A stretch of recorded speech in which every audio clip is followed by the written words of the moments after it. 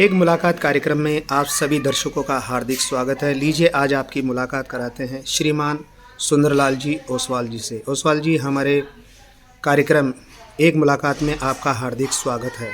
कार्यक्रम की शुरुआत सबसे पहले परिचय से करेंगे, तो सबसे पहले आप अपना परिचय दीजिए। सभी लोगों को मेरा बहुत बहुत नमस्कार, नववर्ष की शुभकामनाएं। सभी के लिए खुशहाली हो, मंगलमय हो, यही मेरी सबसे ऊपर वाले से विनती है। सबके लिए मंगलमय हो, खुशहाली हो। ओसवाल साहब, सबसे पहले कार्यक्रम की जो शुरुआत जो होती है एक मुलाकात में परिचय से होती है, तो आप अपना परिचय भी दीजिए और परिचय के साथ साथ आप अपनी एजुकेशन के बारे में बताइए और इसके अलावा जिस डिपार्टमेंट में आप सर्विस करते थे उसके बारे में भी हमारे दर्शकों को ज़रूर बताएं। मैं बेसिकली, मेरे को सुंदरलाल ओसवाल भी कहते हैं। शॉर्ट में मैं डिपार्टमेंटल एसएल ओसवाल के नाम से हूँ। मैं श्री माधोपुर, सीकर ज़िले में श्री माधोपुर सबसे बड़ी तहसील है, वहाँ से निवास करता हूँ। 1974 में मैंने हायर सेकेंडरी एजुकेशन करके यहाँ जयपुर आ गए थे। कॉमर्स कॉलेज से ग्रेजुएशन की और यहीं से यूनिवर्सिटी से पोस्ट ग्रेजुएशन की। उसके बाद 79 में मैं लेक्चरशिप में लग गया था और 79 के बाद में 2 साल लेक्चरशिप करने के बाद में 81 में आरएफसी में आ गया था मैं एज असिस्टेंट मैनेजर। वहाँ अपने बढ़िया काम के बलबूते पे प्रमोशन लेते गए। असिस्टेंट मैनेजर डिप्टी मैनेजर बने, डिप्टी मैनेजर मैनेजर बने, सीनियर मैनेजर बने। डिपार्टमेंट में हमेशा हमने एक्सीलेंट वर्क किया। उसका 15 अगस्त पे 26 जनवरी हमें प्रशंसा पत्र भी मिला।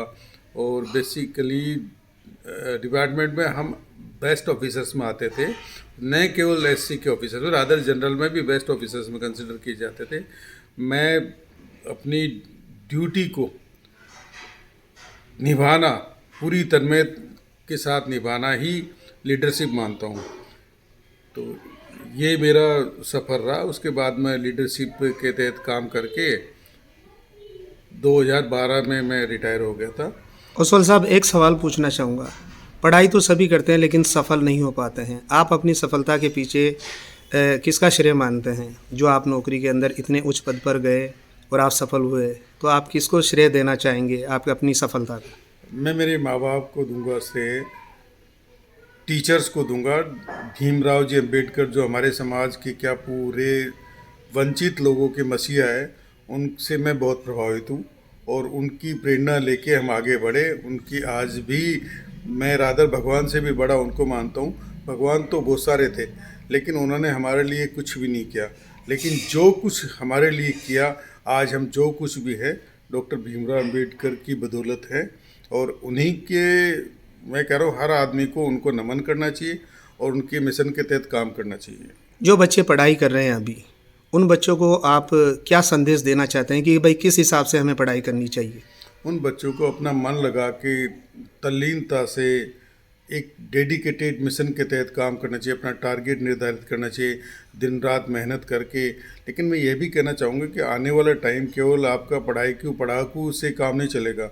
आप सारी गतिविधियों में, जिनमें खेल कूद है, जन नॉलेज है, सारी गतिविधियों में ऑलराउंडर होना चाहिए। क्योंकि आजकल जो भी कंपनी आ रही है वो भी केवल पढ़ने को ही बजाय दूसरी एक्टिविटीज़ में भी बच्चा माहिर होना चाहिए। उसके बेसिस पर सिलेक्शन करती है और कोई आदमी पढ़ने के बेसिस पे ही सफल नहीं होता। जॉब के दौरान भी उसको ऑलराउंडर होना बहुत ज़रूरी है। कुल मिलाकर यह है कि पढ़ाई के साथ साथ हर क्षेत्र के अंदर आज का बच्चा आगे रहे। बहुत अच्छी जानकारी और बहुत अच्छी सलाह आपने दी। नव वर्ष को खटीक छात्रावास जयपुर के अंदर जो कार्यक्रम हुआ, उस कार्यक्रम में सबसे पहले आपने 2,51,000 रुपये धनराशि देने की घोषणा करी। ये प्रेरणा आपको कैसे आई कि भाई हॉस्टल में पढ़ने वाले बच्चों के लिए मुझे 2,51,000 रुपये देने चाहिए? इसके बारे में भी आप बताएं। देखिए, मैं बेसिकली क्या ये चाहता हूँ कि जो भी आदमी समाज में नौकरी के लग के, जॉब पे लग के, खुद की लिए तो सब कुछ ही करते हैं। आप पे बैक टू सोसाइटी के तहत हर आदमी को अपनी इनकम का 5-10% समाज के कमज़ोर वर्ग के लिए, वंचित वर्ग के लिए, गरीबों के लिए, आने वाली पीढ़ी के लिए, सबके लिए, जो भी अपने समाज के अलावा दूसरे समाज से भी अगर कोई कमज़ोर है तो उसकी हेल्प के तहत करना चाहिए। तो पेबैक सोसाइटी के तहत हर आदमी को 5 से 10% अपनी इनकम का खर्च करना चाहिए। उसी के तहत मुझे प्रेरणा आई कि मैं भी समाज के लिए कुछ करूं। बच्चे मेरे सक्षम हैं, अपने जॉब पे है, तो मुझे कहीं हिचक नहीं है समाज के लिए इस प्रकार का मतलब छोटी सी उपहार, क्योंकि वो आने वाले बच्चे हॉस्टल में, वो शिक्षा का एक मंदिर है, और आने वाले बच्चों को कोई किसी प्रकार की प्रॉब्लम नहीं हो, उनकी पढ़ाई लिखाई से ट्यूशन वगैरह के वो करे, उनको हॉस्टल से रिलेटेड कोई मैस का खर्चा हो, और हम प्लानिंग करेंगे आगे भी कोई उनको किसी भी प्रकार की प्रॉब्लम नहीं हो।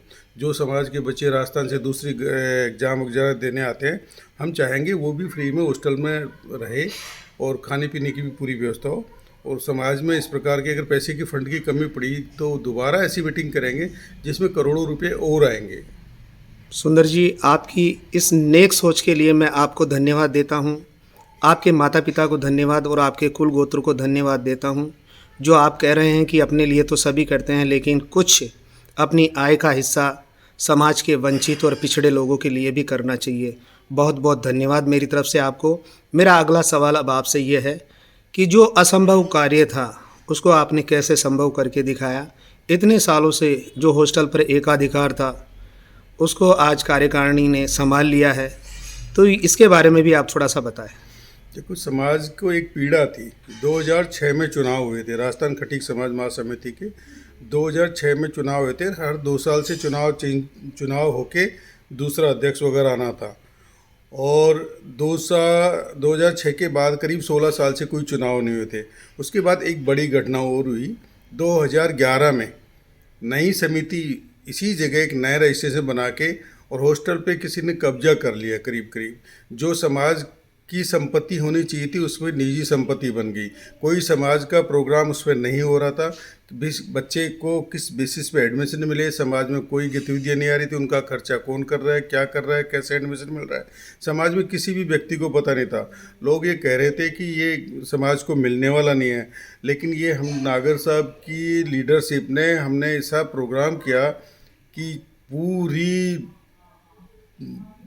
मेहनत के साथ, पूरे सिस्टमेटिक करते हुए, हमने कोऑपरेटिव से पूरी बात करते हुए, कोऑपरेटिव से उनके सारे क्वेश्चंस के उनके रिप्लाई रिटर्न में देते हुए नए चुनाव कराए। फिर किसी ने गलत आदमी के थ्रू कोर्ट में भी मैटर को ड्रॉप कराने की कोशिश की, जिससे कि जो कब्जा है उनका कब्जा बरकरार रहे।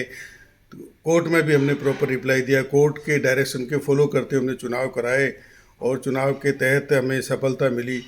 और निर्विरोध हमने 11 आदमियों की कमेटी बनाई, और कमेटी बनाने के बाद में हमने बाकायदा वहाँ हॉस्टल पे जाके और कब्जा लिया।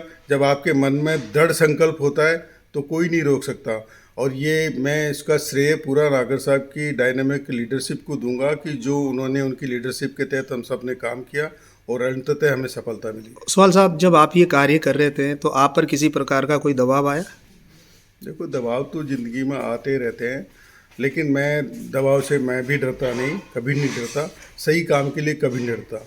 मैं व्यक्ति की आलोचना नहीं करता, व्यक्ति का मैं कोई भी हो रिगार्ड करता हूँ, लेकिन व्यक्ति के रूप में गलत काम होता है उसकी मैं क्रिटिसाइज़ करता हूँ।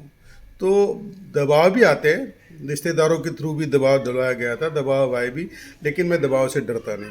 मैं अपने काम में, मिशन में लगा हुआ था और अंततः हमें सफलता मिली। बहुत अच्छी बात बताई कि इंसान को हमेशा सही काम के लिए कभी भी नहीं डरना चाहिए, चाहे से कितना भी दबाव हो।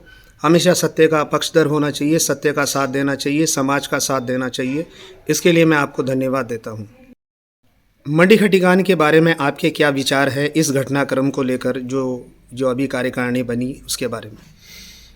देखो, बेसिकली क्या है, मंडी खटीकान जयपुर की एक ऐसी बड़ी इकाई है जिसको कोई इग्नोर नहीं कर सकता। राजस्थान खटीक समाज महासमिति पहले भी, पिछली बार भी मंडी से ही करीब करीब इसको रिप्रेजेंट किया जा रहा था, लेकिन दुर्भाग्य की बात है कि अब की बार कुछ लोगों ने इसमें पॉलिटिक्स खेलने की कोशिश की। पिछली बार भगवान शाह रादर परीडवाल मंडी का था, उसको हरा दिया, और दूसरे जो रूंडल के थे उनको जिताया।